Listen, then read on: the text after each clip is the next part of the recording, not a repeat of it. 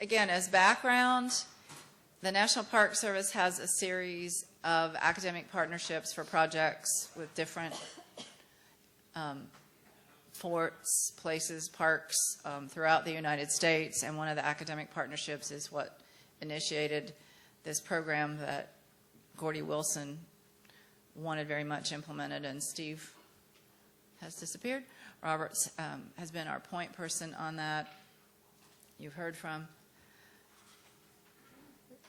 Julie Dickover, the director of the Chris Ballard Art Museum, worked with Gordon on the ledger art, and Lori worked with Noreen, and we all worked collaboratively together, but especially with Noreen on the epigenetics.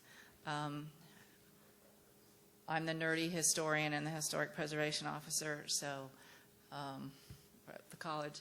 So I did a lot of documentation of sources, which is advancing on its own. Okay.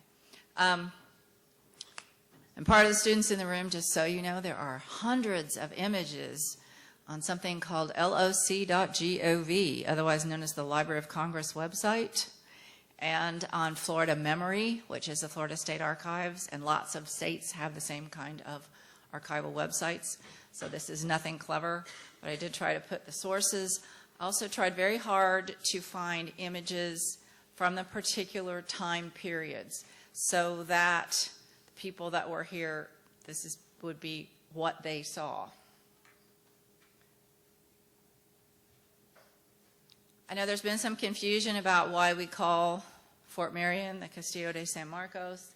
So you get, again, another little history lesson. 1672 to 1695 is when the current fort was built that replaced a series of wooden forts. First Spanish period, hence the name, which is a Spanish name. British occupation was essentially one generation long, from the 7 Years' War or French and Indian War through the American Revolution, and hopefully everybody knows that the colonists won, hence the reason they don't even talk about that period of history in England, by the way. So we come back to think of a chess match, and Florida is the pawn between Spain and England in large parts. We get the second Spanish period that comes in, again, at the end of the American Revolution, 1784, comes up through 1821. This is what's going to bring in part, the Seminole Indian Wars. Florida was kind of cranky and ornery and independent and didn't really want to be part of the United States. Geographically, that would, of course, be the area where the St. Mary's River separates the Florida Peninsula from Georgia, which is England and Spain. But territorial period, and the pawn in the chess game, so Florida becomes part of the United States. Florida also heavily protested going forward with that. St. Augustine was the capital of East Florida. Think Apalachicola, Tallahassee, and the whole peninsula. And West Florida was pretty much like west of there, literally. We hadn't been surveyed yet. But Pensacola and St. Augustine really enjoyed a lot of power during those time periods, so they didn't really become part of the United States.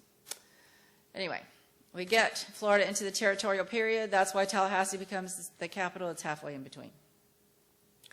Rolls into statehood. The name has stayed the same. It becomes Fort Marion, named for Francis Marion, Swamp Fox, Charleston, South Carolina, slave owner. Pensacola gets a fort, Fort Pickens, Andrew Pickens, Charleston, South Carolina, slave owner. Neither one of those men had any relationship whatsoever to what is Florida, but that's how the names came about. And then in 1942, literally in the midst of Depression, World War II, FDR's presidency, and yes, he had come here as a college kid on spring break. I kid you not.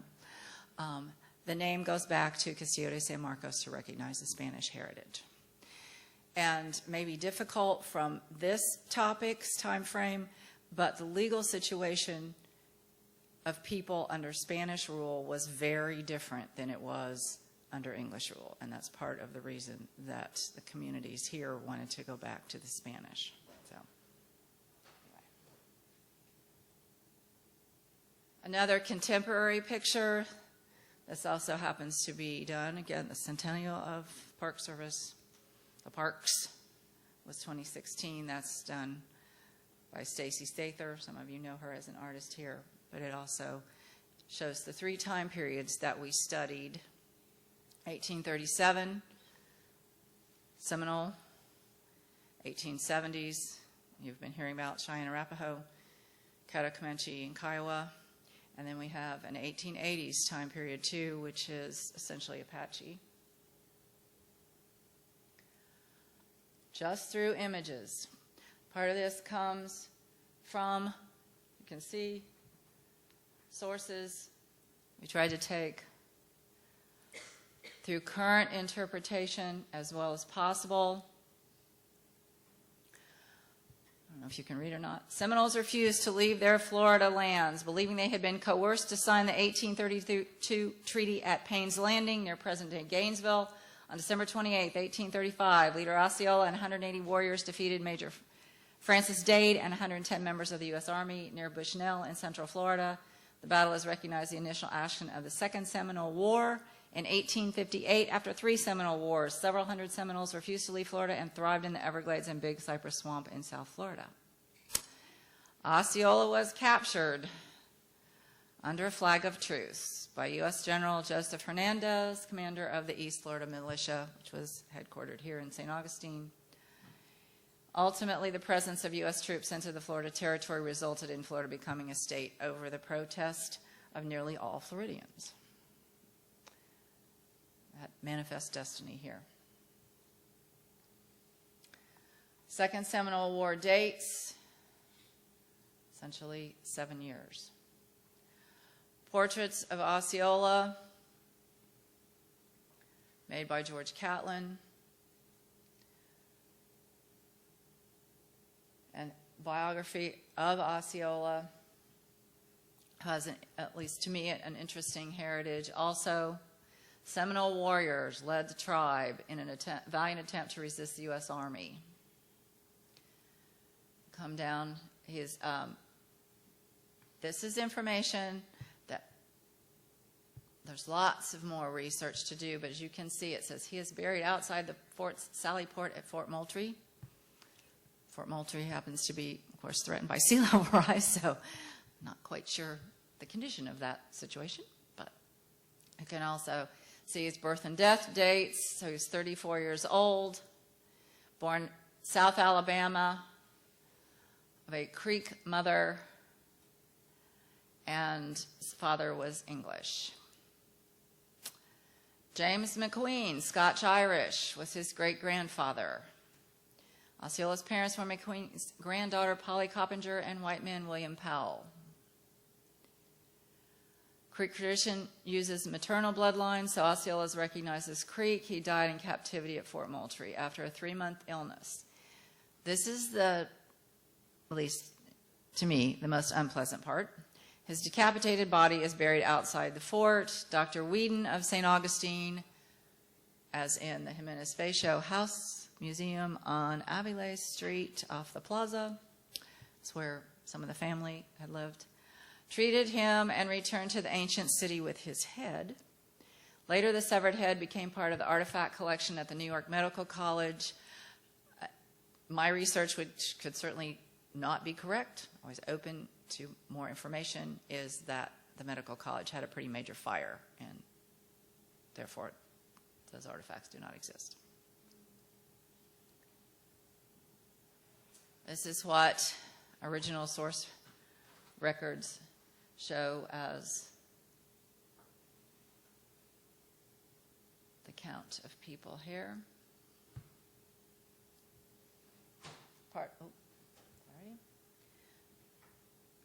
We tried to create as accurately as possible list of prisoners and dates and ages and demographics and names. Information from the Seminole tribe of Florida. Very much, again, appreciate representatives being here from this. So, and the website there. And just so everybody knows, we're going to try to make available all the presentations to everybody. So, and we have lots of media coverage. Our second imprisonment period, you have heard quite a bit about over the last 2 days or so. And again, the dates, as much as we could. For those of you who don't eat, sleep, and breathe U.S. history, this is after the American Civil War and at the end of Reconstruction. St. Augustine was a very divided city during that war, had Union and Confederate sympathizers, a Union hospital here staffed by Confederates. So kind of an unusual situation for that. Fort Sill, we've heard connections about that as well, and Sand Creek Massacre. And that actually some of our guests left at lunchtime today because they're getting ready to go to Colorado. They're an event related to a new exhibition at the Colorado, I think, State Museum related to that. Okay. Graybeard. Again, if you've been able to attend the last 2 days, you know that as the train was coming on its circuitous route that left Fort Sill, cruised upward, northward to Louisville, down through Nashville, and ended up coming into St. Augustine via Jacksonville to the north and Baldwin to the west of that. Graybeard jumped off train. This is from quoting Pratt's records, Richard Henry Pratt, the captain here at the fort. It's also, though, from series of primary sources that we were able to pull together on this. By the way, the bibliography at this point is that I have worked on for 4 years. This ought to terrify the students. It's 78 pages long and has more than 600 sources to it.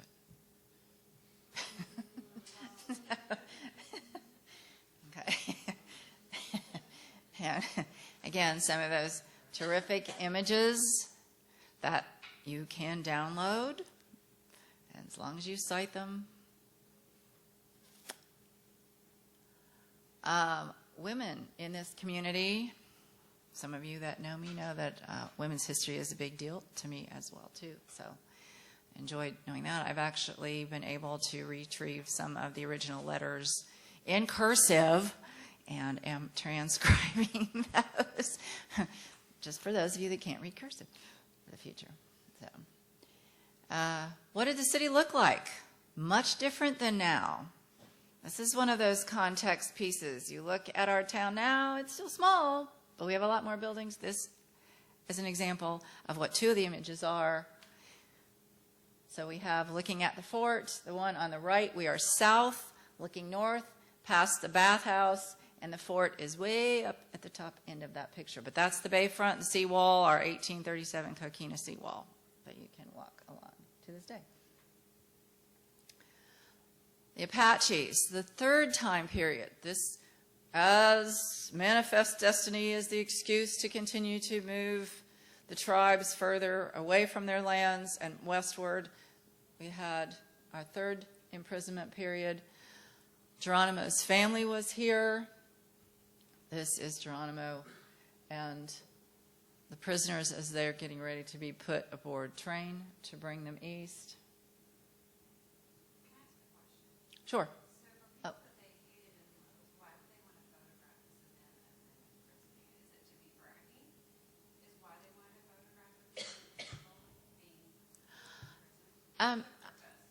I think you would have more than one purpose. You might have had certainly some of that victory. It may have been for those people that you were reporting to up the chain all the way to Washington, D.C., you wanted to prove you had done what you had been assigned to do. I prefer to think that more of it was the significance of photography at the time. In that we probably have all seen, for example, Civil War documentaries, and Matthew Brady is probably the most famous of the photographers to come out of that time period, but photography was really becoming a thing. Like, you know, TikTok, Instagram today, okay? Only you had to stand there and pose for a very long time. The subjects were native people, which they didn't consider to be human, so that's why I just kind of, it's shocking that they would waste the cost of photography on people that they loved. You know what I'm saying? Like, wild what you're saying, by the way. but that's a fact of how they perceive these That's people. like, that's a very pinpoint view of perhaps a generalized conception of what was going on. But how do clearly there were people that also helped, and even the colonel at the imprisonment also helped to get them to be, you know, assimilated, which is both bad and good, right? They wouldn't use to this day because of it. But what you're expressing right now, that they're not even worth the cost of a photograph is kind of like unreal to me. But it's not, that's not my perspective, that's Right, but you're how they're sharing it perceived as by if the that US was the government. perspective. But that's the perspective of the Well, US she government. clearly just gave you 3 different reasons of Yeah. why those pictures were taken. Right, same reason why we know that lynchings were sold as postcards. You know what I'm saying? And Kind of thing, yeah. battles were major events that we took picnic lunches out to watch. Right. Yes, on a Sunday afternoon entertainment. Yes. But I think the breadth of it is part of what is important, is not, it's to try to avoid those generalizations. And I would tend to give, let's say, photographers more credit, that they wanted to record history, the moment. That's part of the ways of telling the stories, because there were certainly official photographers from each of these time frames too. So I think, again, from my perspective, one of the most frightening pieces of this is that we had 447 people in the fort, along with fort personnel. And yes, indoor plumbing existed, but it was pretty much a concept there. Okay. All right. Geronimo on the left. Wife was quite pregnant. He was intentional, as they had done in the earlier time period, with separating the warriors from their families, and their families actually had to stay in Oklahoma.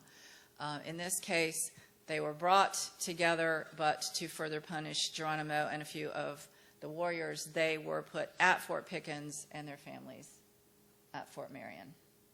As you can see, Geronimo's daughter actually was named by the fort medical doctors as Marion, and then when she had a chance to be gone and be an adult and back in Arizona, she changed her name to Lena.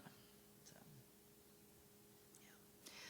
Continued separating children from their families. This is one of the photographs of the children that were about to be taken to the Carlisle Indian School in Pennsylvania. We've had a little bit of conversation. There's, what was to me a new perspective. Ken Burns, the documentary filmmaker, has just published a book, and one of the photographs in it is a 1912 picture, but it is a front lawn in front of that school with hundreds of Native American children in it. And he found it ironic because the location of the school is very near to Gettysburg, Pennsylvania, where we had the largest battle of the Civil War a few decades earlier. So it just could be coincidence, but maybe we don't all believe in coincidences. So, anyway. Again, this is what the prisoners as well as the fort staff would have seen as a perspective here.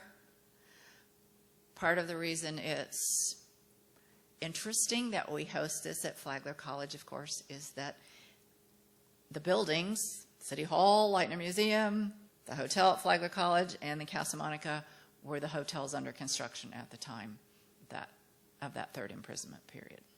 So quite a contrast. And that's it.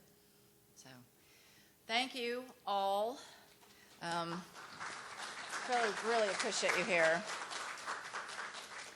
Your homework assignment is to come this evening at 7 o'clock, please. Dorothy Firecloud is going to be terrific. She's very much going to take us to the future. We've reflected a lot on the past here, but as you know, we have our first Native American National Park Service Director, Chuck Sams, Secretary of the Interior, Deb Holland. Dorothy Firecloud is as well. So this, we have great opportunities to do some terrific interpretation and inclusiveness for the future. But thank you all. One last thing. There will be a closing ceremony at the Castillo at 4:30, which you are able to go and view, and it'll be 4:30 to 5. So that's also happening. So thank you all for coming, and we appreciate it. And if you have any questions, you know where to find us.